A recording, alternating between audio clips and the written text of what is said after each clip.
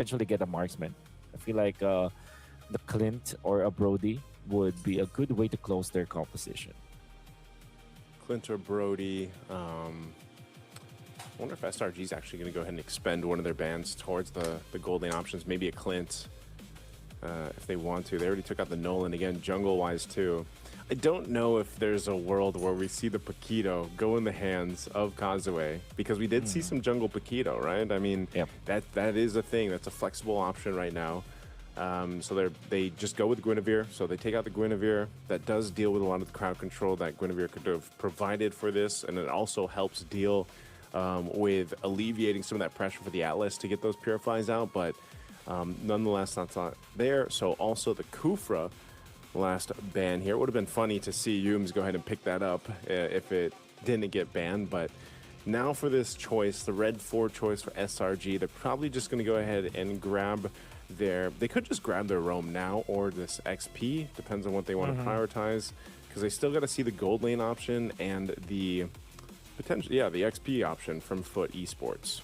Yeah. In that case, the glue might fit again, right? And it's a flex pick that you can park as your 4th pick because it can be EXP or Chrome. But they will go for the Gatot Kacha, which is more of a defensive option. This is a way for them to get through the Atlas eventually. When there's an ultimate, they do have that reset button with the Avatar of the Guardian to aid them if in case they need to reset the fight. And also, it has a good synergy with the Kimi. It's a very strong mid duo. Yep. Very stable. You can help each other out. The taunt is there. You have the Revitalize if in case you need to. That's an overall good defensive type of hero here for Selangor Red Giants. FUT Esports, I think they're better off picking up the Brody or the Clint. And when they do, they have to look for another damage type. Okay, so XP. Whoa. Okay, I like the Brody. I'm not entirely sure about the Hayabusa, but it does have it gives them another option to deal with the Melissa. That's what I wanted to say. Okay. Well, we only saw, I think so far, it was one team that played the Hayabusa, and that was Rune Eaters, I believe it was, so far, at least here for Games of the Future. So this is, again, it's a bit of a risk for FUT Esports to bring this out. Maybe it ends up working. I agree with you. I get with the Brody here, too. Something to deal with from a range, and you know that you're going to be dealing with a lot of pressure, especially with that Gatakacha there. Now, what do they put in the XP lane for Cram? To go ahead, I don't see him playing the Phoveus again, but he's going to go ahead and grab the Ruby. So a lot of crowd control. I think one of the biggest obstacles for FUT Esports, man, is there's just an insane amount of crowd control that can catch them off guard. Traction Pulse, that Avatar of the Guardian or the Unbreakable, the taunt that Gatakacha has, plus all that crowd control that a Ruby provides. Whereas on the other side, it's like, okay, we've got a Valentina. What's the best ultimate to take here? A lot of the times there's even ways you can go ahead and use that I'm Offended, that Ruby ultimate to set things up. So I think that might be, it might be overloading too, some of the choices for Psyche to go ahead and take, but really good drafting here. I have to lean towards, once again, though, SRG with this draft. I think it's, especially how they executed the last game. Yeah, SRG's drafter is really, really good. And I like it when they combine the... go away and I'm offended. It's like, that's the combo. That's a sentence right there. That's a sentence, pretty much. But kidding aside, what you get from this composition with the last pick Ruby is a lot of control in team fights, a lot of not only crowd control, but overall threat whenever it is off cooldown. Whenever there is a battle spell, there's a flicker, for example. There's always a lot of ways for you to approach the fights, and SRG have rounded up this composition so well. Cram is one of those players as well that can actually play the Ruby so well. They're very masterful with it. So there's a lot of positive things about this Ruby last pick, and I really like how they closed this one out. Yeah. Cram knows he's going to be taking punches, literally, so he ends up getting 2 leather jerkins. Oh no, I thought I saw 2 leather jerkins. He's going to go for those tougher boots to go ahead and deal with this. Again, XC with the damage. But one thing is for sure is just the fact that you have this much crowd control at your disposal if you're SRG can be a big problem. I mean, even if you take a couple shots like this, once Cram, depending on the build path that he goes on, you're not really, even if you can do some damage, Ruby's just gonna go ahead and heal that back up, right? This is the main thing. So you have to start to look at, okay, where is the XP laner is able to go ahead and bring that value to these team fights or the first objective. And if played properly, yes, Paquito dishes out a ton of damage, so hopefully your Hayabusa can capitalize on it, eventually your Brody. But it's getting through these team fights, it's weaving through these team fights and the crowd control that can be thrown at them. Yeah, that's already one of the things that they really have to think about now. For FUT Esports, it's all about their lineup a little bit in a way that is positive, because it's impossible that they don't have a good way to approach teamfights, and I think it's a fatal links, as well as the Hayabusa that can be a problem for the Melissa later on. The Brody is a good lane matchup up against the Melissa, so I think there's a lot of ingredients that FUT Esports have shown us that they can actually fight against SRG. It's just difficult in the early stages. Oh, this is really dangerous, actually. They don't have a Revitalize for this, but XC actually goes down. Turtle will be secured, though, by FUT Esports. But that's 2 kills going to SRG. I'd expect them to not really have that freeway to just go get kills off of that, but they trade it for the objective. Yeah, they did. And all Yums. All the better. They want to go for... Oh! Okay! Oh. Whoa, the distance. Oh my goodness. I didn't think that you can actually get to that point, but yeah, he maxed out the distance and he was rewarded for it. Oh, Cram's in trouble too. Nice Terrify. Kazue getting 2 kills, man. Okay, I mean, you were talking about their lineup, Wolf. Well, now they're showcasing the lineup. It's still even across the gold, but that's going to be some extra gold up top going in the hands of FUT Esports.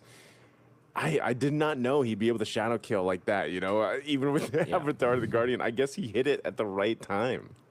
Yeah, it's just the timing. It's just all about that timing. But yeah, sometimes you really forget how much the Hayabusa's range could be, especially because we have not seen the Hayabusa for quite a long time now. Especially played properly like this. Kazue is already, what, 2-0. And already a good start for FUT Esports. Okay.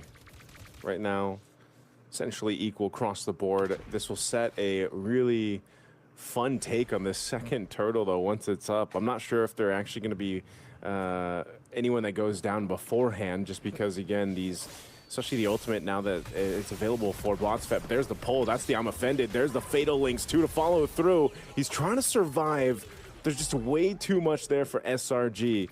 And so they've got the Atlas taken care of. This should be a turtle for them to take, but Blotsfet should be back up in time if somehow FUT Esports delay this, or they just go ahead and decide to wait. Psyche is holding on to the I'm offended, but Yum's holding that bush. Whoa, a decisive flicker forward. Cram's still going to be alive. They couldn't get off that shadow kill that they were looking for, so it's going to be a disengage in the mid lane. Meanwhile, Turtle's going to be worked on by FUT Esports, so off of that, Psyche makes it happen, so they get the second turtle. Oh, this is cool because we saw how SRG have adjusted. They want to go for kill for FUT Esports. Get Kazue another one. That's a kill spree for the Hayabusa, which is really good overall for FUT Esports. But yeah, SRG are moving just like how they moved in the previous game, where in the moment that they try to group up, they are getting kills. FUT Esports, however, adjusting accordingly as well. They are now activating their Brody by going to the Brody's lane and getting a push. Yeah, and he's already got the Blade of Pepsis, I believe, so this is the power spike time for FUT Esports, at least early on. You know, we were saying that SRG's lineup is really well-rounded, and it was what I was leaning toward, but the way that they're kind of dealing with FUT Esports is aggression is not helping right now. They've kind of got to go ahead and build up for Innocent. Kazue has done a great job. It's going to be RX that actually picks up the Sky Piercer here on the Brody. So he's going to be looking to go ahead and get those stacks built up here. Yums picks up the Antique Cuirass. First item locked in defensively. Needs that to go ahead and deal with so much physical damage being thrown at them. Yeah. Yeah, it's onto the middle. This SRG, 5 of their members gonna be pushing there. They do have the Kimi too, which is a big threat. They not only have such a good start, but now they're trying to take control of the map. Oh. Fatal Links gonna be used. Cram though goes in with crowd control. Go away, Wolf King, and that I'm offended, and they're locked down in the mid, and now they're in trouble with the traction pulse. RX, he's got the deadly magics on him, and Uni will pick up a kill. SRG brings themselves back into it. They want to go for this tier 1. The third turtle's going to be up here in a couple seconds, so they'll grab a turret and make their way to the turtle. Yeah, they have important kills out there. Good punish. That was a weird flicker that we saw, but they were successful afterwards. They get a kill. And they have pushed a turret in the middle too. And this also means that SRG will now get so much control of the river with just 2,000 gold lead, but they do take out the turret in the middle, and they've also poised to push into the bottom lane too. So there's a lot of manage that they're getting from these movements. It's 5-man movements, in fact. Little traction pulse thrown out just to push Causeway off this tier 2 turret. Zoning out with the muddles too, and Krem just standing there. So they're going to trade it out. RX will be able to go ahead and grab that tier 1 up top, but it's going to be responded by Uni. The rest of the team, SRG, I don't think they get the shield here. I'd be really surprised. Okay, the minions actually make their way through, so they pop the shield. There's the I'm offended. They're going to be able to lock down Psyche. And now SRG could be on the run. Fatal Link's going to be used. They're tracked in here on side of the jungle. Shadow Kill already used as well. Xe won't be able to escape the muddles, man. Innocent. Able to find one, and that's going to be a ticking deadly magic to take out Blotsfet. Oh, the AOG hitting onto the backlines. Good play coming from RX to get out with the flicker as well as the stun, but this means that SRG going to be chunking down the turret in the bottom lane. They were successful with it. Didn't even need the Lord, as they have taken the turret into the bottom lane, an inhibitor, without getting into the 8-minute mark. That is insane, Wolf. 8 minutes, base turret down. They also popped the shield in the mid. I mean, it's not like they have this crazy lead across the board, except, you know, I mean, it's Humes, right? He's got a 1.6K ahead of Blotsfet, but that's not even it. It's just the way that they're utilizing their crowd control. This is what we were talking about in the draft. And yes, there was a moment there for FUT Esports to have some of that upper hand because of the way they were playing. But as you just saw, once those items are kind of in place, even if it's just 1 or 2 items, SRG's lineup just works synergistically better. Forcing fights, you know, crowd controlling the right targets, locking down. And this is why they're going to easily take this Lord here, because FUT Esports doesn't have an answer just yet. So they do go just take the buff. Causeway takes the purple. But now they got to deal with this Lord push. Yeah. Oh, they're going to try to make a play here. They're kind of making play Blotsfet onto the backlines, but they're too far away. SRG sniffs that one out. Yeah, they're not going to fall for it. In fact, they will fight after the Fatal Links being forced. Yeah, Charlie the Guardian used. Blotsfet just left to his own. A slow, painful death on the Atlas. Concealed used by Humes. They're going to be chasing him down here, going for this Causeway there. He needs to clear this wave. It is a chunky wave on that top side, and now the mid turret's going to be worked on. Lord hasn't even made it to the base yet. They're forcing back FUT Esports here as the mid turret falls. SRG sees a sweep in sight. Looking to end to ear. Krem still has the I'm offended, and Flicker is back up now. Xe has to go heal back up. Taking the deadly magic.